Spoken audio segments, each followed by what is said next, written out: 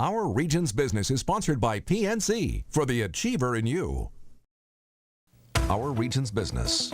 Innovation, transformation, momentum, improving our communities and driving technologies that will shape our region for generations.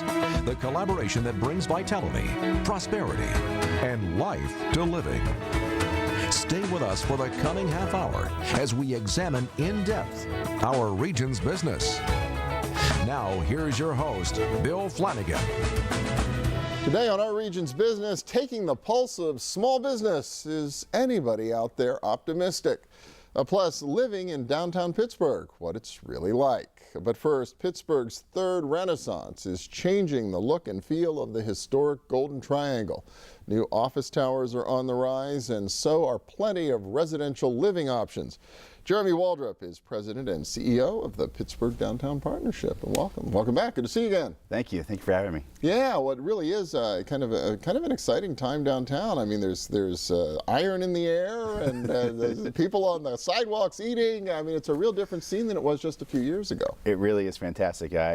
I've been in Pittsburgh now for almost 2.5 years, and just to see the transformation of downtown in that short time is amazing. And when I hear folks talking about downtown 10, 15 years ago, it is a great place to be. We're seeing a lot of investment in basically every sector of downtown, and so we're really pleased with the progress that we're making. There's still a lot to be done, but the momentum is there, and we're just continuing to be strategic about things that are happening in downtown, and really trying to make excellent decisions around land use and how we can better connect to our neighborhoods surrounding downtown, but it's fantastic.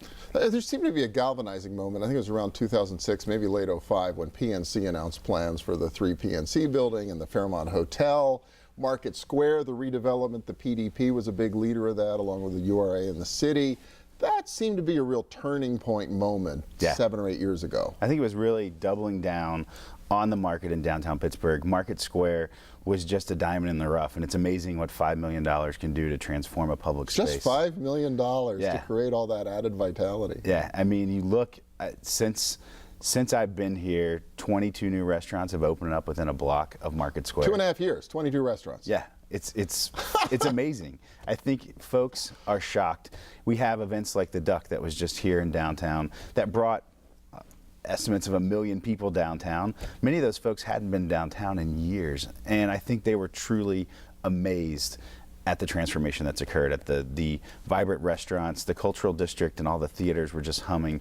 So it's that opportunity, bringing those folks down for the Duck, is exactly what we want to see. We really appreciate the Cultural Trust making that happen, because what I think folks will find is a place that they want to come back to, a place that they want to frequent, a place that they're not just going to come to a Steelers game or to a Pirates game to check it out, that they're actually going to just, hey, what are you doing tonight? Let's go downtown, and I found this great pizza place, this great restaurant, this great bar that I want to check out again. You mentioned the Cultural Trust, and I remember the vision of Jack Hines, the CEO of Hines, 30 years ago, who said, we're going to build the cultural district first, right, and then someday we're going to get restaurants and stores, and then eventually, maybe someday, people will actually want to live downtown. You'll see apartments and condos, and doggone it if Mr. Hines doesn't turn out to have been dead on what he was saying 30, 40 years ago. It's exactly true. His foresight, it's played out, and today we really have a neighborhood of residents that are coming together, that are enjoying the benefits of being in the center of the city, being able to walk places. They park their car, and they often don't drive it for an entire week, and they don't need to. There's really no sense for them to have to leave the core.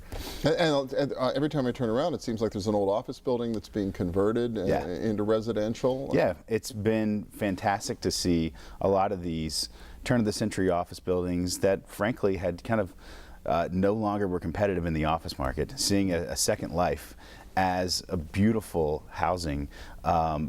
We've had folks like Philadelphia Management Company, Millcraft Investments, all coming in, seeing the value of these buildings and really transforming downtown.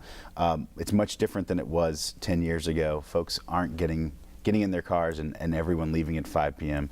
They're going into their homes. They're changing clothes and coming back out to go to the theater, to go for a drink. And you can really sense that on some of our streets. Well, you mentioned Philadelphia Management. That for folks, it's the old Bell Telephone building is one of theirs. The old Regional Enterprise Tower, the old Alcoa headquarters, if you go back even farther, is one of theirs. And then Millcraft, not only the Market Square area, but then the Riverview apartment building, which is right on Point State Park. Yeah, the former state office building is now over 200 units, just beautifully equipped, fantastic views. You can't get any better views, I don't think, in the city. Overlooking the point, it's a fantastic vista. They are also doing some hotel development adjacent to Market Square. There's also plans for the redevelopment of Saks. That's also Millcraft's property. So it's folks like that who are really leading the way. They're seeing the value of a downtown investment. Folks like PMC bringing in this money from outside of the region, which is a fantastic component. I think it's making more local investors curious as to, well, if this outside money is coming in, what am I doing as well? So we are starting to see more folks from around the region, maybe even in Cranberry, doing some development work there. They're starting to give downtown a second or third look. Fascinating. Coming back to the city from the burbs. That's pretty cool. Only about a minute left, but I got to ask you, big event coming up this week. You're going to kick off the holiday season in a sense, right? Yeah, we are announcing our plans for the entire holiday season. It kicks off with Light Up Night on November 22nd, and then the People's Natural Gas Holiday Market kicks off on November 23rd. It's going to be a fantastic time in downtown. Last year was the first year that we had our holiday market in Market Square.